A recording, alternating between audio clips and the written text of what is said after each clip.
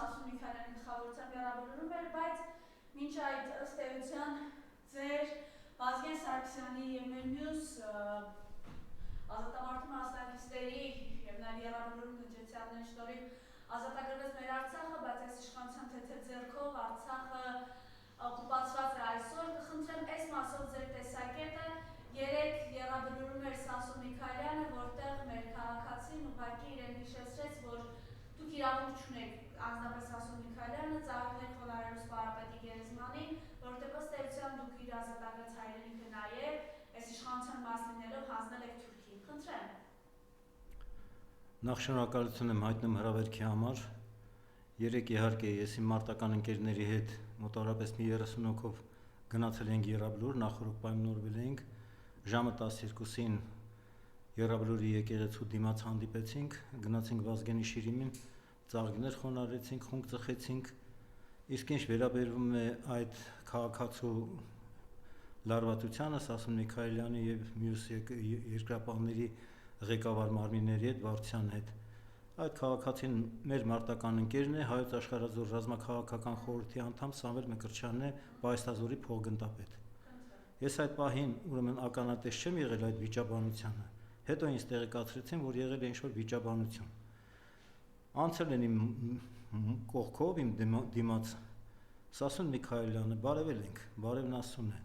նաև Արամ Սարգսյանը, Վազգենի եղբայրը, բարևել ենք սովորական, հետո մենք այցելել ենք մեր մյուս զոհված ընկերների շիրիմներին, ծաղիկներ ենք դրել նրա հիշատակին, մասնավորապես Վահան Զատիկյանի, Աշոտ Նավասարդյանի, Սմբատ Այվազյանի, մեր մարտական ընկերների, Արամ Մինասյանը այդտեղ չէ, մյուս Արամներ, Վաչիկ Մկրտչյան եւ այլն, մի խոսքով մեր մարտական ընկերների գերեզմաններին այցելել ենք, ծաղիկներ ենք խոնարհել եւ բնականաբար հետո վերադարձել ենք մեր օջախներ։ Երեք նույն Եղարաբլուրում Սասուն Միքայելյանը ասում էր, որ այսօր Նիկոլ Փաշինյանը փայլուն քաղաքականություն է վարում արտաքին։ Ներողություն էլի, ո՞րն է այդ արտաքին փայլուն քաղաքականությունը, որ այսօր Արցախը օկուպացված է, որ Հայաստանի սուվերեն տարածքները օկուպացված են, որոշատվածներ։ Խնդրեմ այս մասով ձեր տեսակետը։ Սասուն Միքայելյանը Նիկոլի շնորհիվ է դարձել Երկրապահ կամավորականների միության նախագահ, նա քայլել է 18 թվին Նիկոլի հետ, քայլել է, ուսապարկ է Նիկոլի, քայլել է եւ դրա շնորհիվ, քանի որ Նիկոլը եկել է իշխանության, ստահոդ խոստումներ տալով մեր ժողովրդին, Սասուն Միքայելյանը կարողացել է դառնալ Երկրապահ կամավորականների միության նախագահ։ Բայց այսօրվա Երկրապահ կամավորականների միության վերնախավը վարչության անդամները, ուրեմն Նիկոլի հետ են, այն մարդու հետ են, ով մեր ժողովրդին, մեր աղթական տաղանդավոր ժողովրդին տարավ համապատրաստից պատերազմի, 19 թվականին գնաց Արցախ եւ իր ճղճղան ձայնով բացականչեց Արցախն Հայաստանի եւ վերջ սրելով իրավիճակը եւ առիթ տալով Ադրբեջանին սկսելու պատերազմ։ Իսկ այդ պատերազմին մենք պատրաստ չէինք։ 20 թվականի սեպտեմբերի 27-ի լուսաբացին Ադրբեջանը բոլոր կողմերից հարձակվեց Արցախի վրա։ Նիկոլը ազգային ժողովում հատուկ նիստում հայտարարեց. եկեք պայմանավորվենք, ինչ էլ լինի մենք մեզ պարտված չենք ճանաչի, ինչ էլ լինի մենք մեզ պարտված չենք ճանաչի։ Ես բազմիցս եմ հայտարարել, ինչ է Նիկոլը բախտագուշակ էր, որ գիտեր, որ մենք պետք է պարտվենք, բայց մեզ պարտված չճանաչենք։ Եվ կան որոշակի տվյալներ, որ Նիկոլ Փաշինյանը Ալիևի հետ պայմանավորվել է, որ Ադրբեջանը հարձակվի Արցախի վրա, իսկ Նիկոլը լինելով հայկական զինված ուժերի իր կարգավիճակով գլխավոր հրամանատար, այնպես է անելու, որ մենք պարտություն կրենք ու ինքն Արցախը հանձնի Թուրքին։ Նիկոլը միշտ Արցախն համարել է բեռ Հայաստանի վրա։ Հազարավոր տարիներ Արցախն եղել է հայկական։ Ընդամենը 70 տարի է եղել Արցախը Ադրբեջանի կազմում, 1921 թվականին Լենին-Աթաթուրք համաձայնագրով Արցախը թողնվել է Ադրբեջանի կազմում ինքնավար մարզի կարգավիճակով։ Այդ թվում նաև Նախիջևանն է թողնվել Ադրբեջանին որպես ինքնավար հանրապետություն եւ Հայաստանից կտրել են մեր բուն հայկական մեր հայրենիքի մի զգալի հատված։ Իսկ Նիկոլ Փաշինյանը անընդհատ խաբում է մեր ժողովրդին, անընդհատ հայտարարելով եւ նրա կողմնակիցները խաղաղություն ենք բերել։ Հարց է ծագում, ինչու տարակ մեր ժողովրդին, մեր պետությանը համապատրաստից պատերազմի մատնեցիք պարտության հիմա էլ հայտարարում եք, որ խաղաղություն ենք բերել։ Մենք ապրում ենք խաղաղությամբ։ Խաղաղություն էր մինչև Նիկոլի գալը։ Ու մեկ հանգամանք եւս նրանք պարբերաբար տարփողում են Ադրբեջանի տարածքով ցորենն ենք բերել Հայաստան, բայց երբ պարզվեց, որ այդ ցորենը երրորդ եւ չորրորդ կարգի ցորեն է ու օգտագործել է միայն որպես անասնակեր,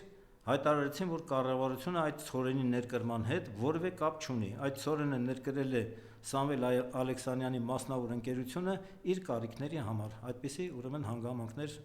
եղան այս ընթացքում։ Նիկոլը բազմիցս է խաբել մեր ժողովրդին, բազմաթիվ ծրագրեր են ներկայացվել, նախընտրական ծրագրեր, որոնք այդպես էլ մնացել են թղթի վրա, համապատրաստի մնացել են թղթի վրա ու չեն իրականացվել։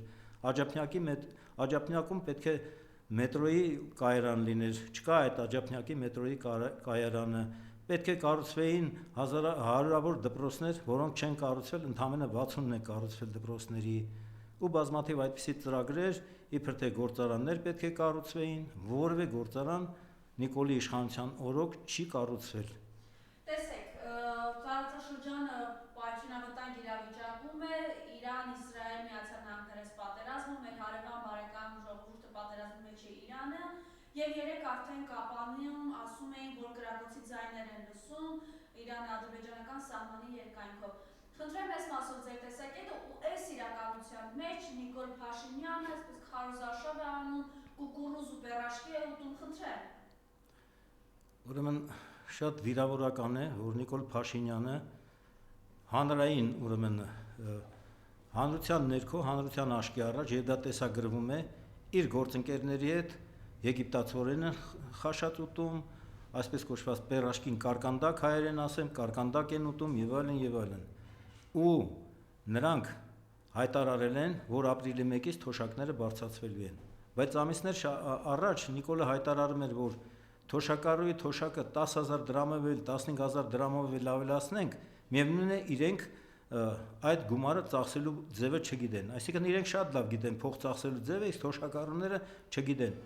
Նիկոլ Փաշինյանի շուրջ 8 տարվա ընթացքում մինիմալ կեսնաթոշակը մնացել է նույնը 36,000 դրամ։ Հիմա նախընտրական, այսպես ասած, կոպիտ եմ ասում, բառը հայերեն չեմ կարողանում գտնել, տրյուկ են օգտագործում միջոց, որ ապրիլի 1-ից թոշակները բարձրացնելու են 10,000 դրամով, որպեսզի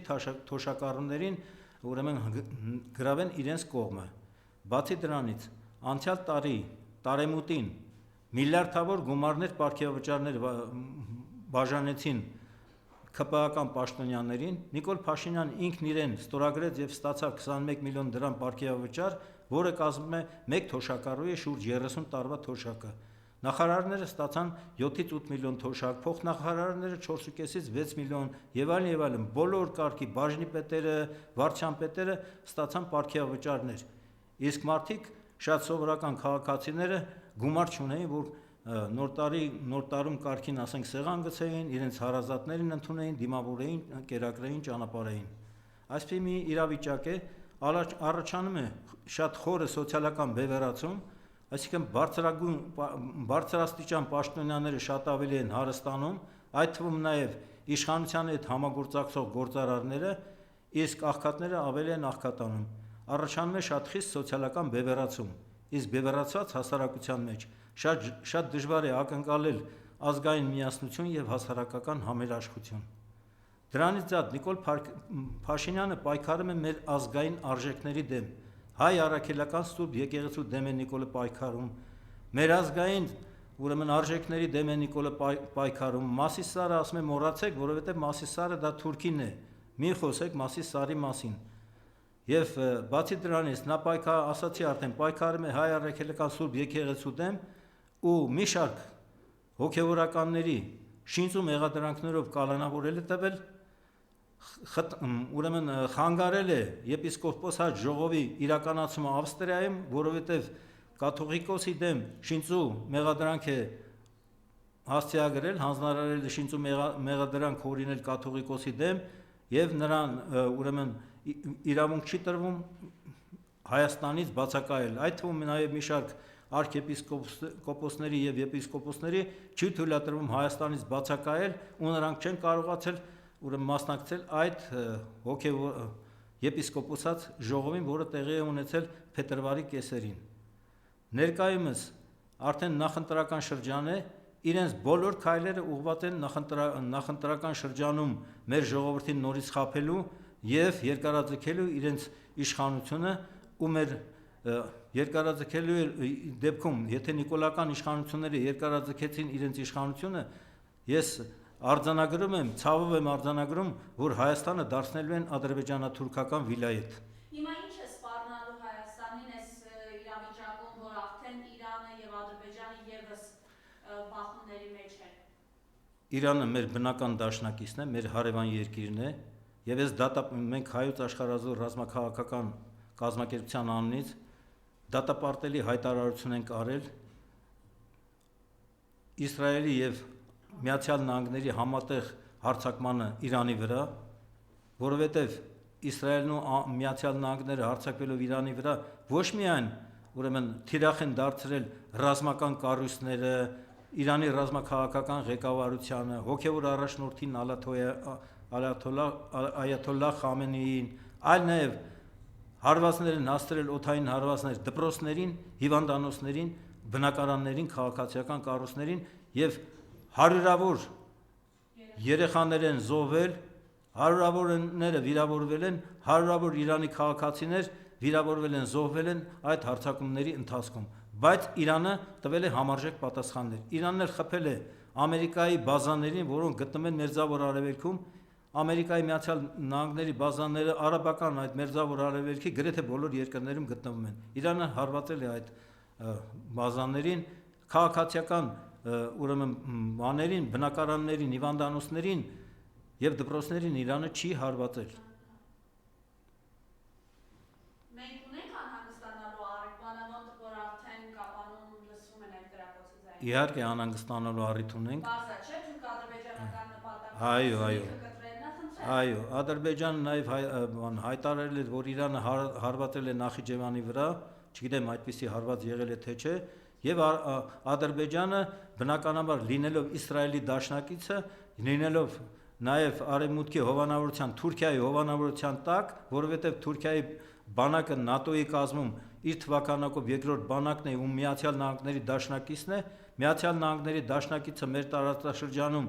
նաև Իսրայելն է, որոնք երկուսն էլ 44-օրյա պատերազմի ընթացքում Ադրբեջանին օգնում էին, Թուրքիան իր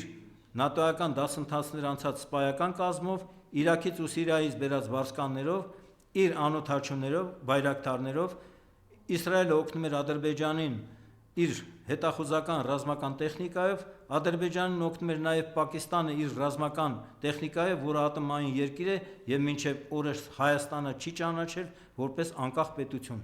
Իսկ մենք մենակ ենք այդ պատերազմի ընթացքում, որովհետեւ մեր դիվանագիտությունը չէր աշխատել։ Մենք կարող էինք ունենալ հզոր դաշնակիցներ, ռազմաքաղաքական դաշնակիցներ, Հնդկաստանը, Իրանը, Հունաստանը, որը լարված հարաբերություններ ունի Թուրքիայի հետ, այդ թվում նաև Չինաստանը, որի հյուսիս-արևմուտքում մի 35-ից 40 միլիոն ույգուրներ են ապրում թուրքալեզու ժողովուրդներ, որոնք ուզում են մեզանից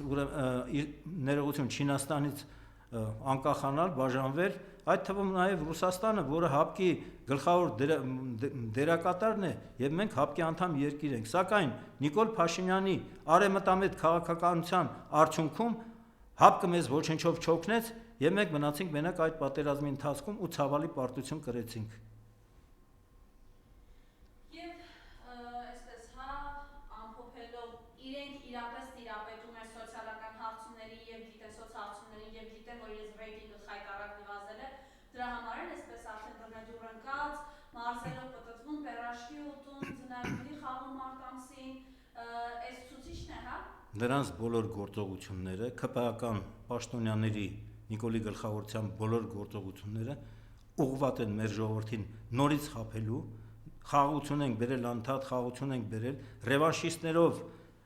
մեր ժողովրդին վախեցնելու, որ եթե նախկինները գան ռևանշիստներ են, նորից պատերազմ կլինի, նորից զոհեր, նորից եւ այլն եւ այլն։ Այսինքն դուք որ հայրենիք եք ազատագրել, ձեզ ասում են։ Այո, մեզ ասում են ռևանշիստներ եւ Նիկոլը կալանավորել է ոչ միայն բանի ընդդիմադիր քաղաքացիների Սամվել Կարապետյանին, որը ազգային մեծ բարերար է, նաև ասացի հոգևորականների, այլ նաև պայստազորի զինվորականների, նաև ազատամարտիկների շինծու ազատամարտիկների հասցեին շինծու մեղադրանքներ են ուրեմն ձևակերպել եւ իրենց ենթակայության տակ գործող դատարանների միջոցով տարել են, կալանավորել են։ Դրանից զատ Նիկոլն անընդհատ ուրեմն նրանք հայտարարում են, որ պետք է լինեն սահմանադրական փոփոխություններ։ Իրենց մտքում եղած սահմանադրական փոփոխությունները դրանք Ալիևի պահանջներն են, որ Նիկոլը հայտարարել է, որ մեր սահմանադրության մեջ հղում չպետք է լինի անկախության հռչակագրի վրա։ Եվ այլն, բոլոր պահանջները Ալիևի նա համաձայնում է կատարել, որովհետև նրա պոչը Ալիևի ոտքի տակ է։ Կան, ես ասում եմ, կան տվյալներ, որ Նիկոլը Ալիևի հետ համաձայնեցվել է եւ մեզ գումարներ են վերցրել, մեջ են արել այդ գումարները ու հայրենիք են վաճառել։ Արցախը Նիկոլը վաճառել է։ Ես դա հրապարակայնորեն հայտարարում եմ։ Ինքը ասում է, մենք փրկել ենք Հայաստանի ինքնիշխանությունը։ Ինքը շատ սխալ տեսակետներ է արտահայտում։ Ինքը հայտարարել է, որ անցյալ տարվա մեջ հայտարարել է, որ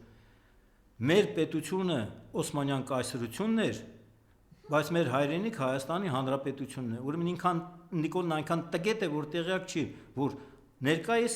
Հայաստանը, արևելյան Հայաստանն է, Արցախի եւ Նախիջևանի հետ եղել է ոչ թե Օսմանյան կայսրության տիրապետության ներքո Թուրքիայի, այլ Իրանի տիրապետության ներքո, եւ Իրանի տիրապետության ներքո գտնվող ժամանակահատվածում Արցախը ունեցել է որոշակի ինքնավարություն, ներքին խնդիրները լուծելու ինքնավարություն, Արցախի մելիքությունները եւ որոշակի զորագնդեր պահելու հնարավորություն։ Ու այսպիսի ձևակերպումներով Նիկոլը փորձում է մեզ խառնել թուրքերի հետ։ Նա կատարելով Ադրբեջանի եւ Թուրքիայի բոլոր պահանջները, եթե Կատարի Ալիևի պահանջները 300,000 ադրբեջանցիներ վերադառնան Հայաստան, ուրեմն նրանց տրամադրենք Զանգեզուրի իրենց ասելով այսպես կոչված Զանգեզուրի միջանցքը, Ալիևը հայտարարում է նաև, որ այդ միջանցքով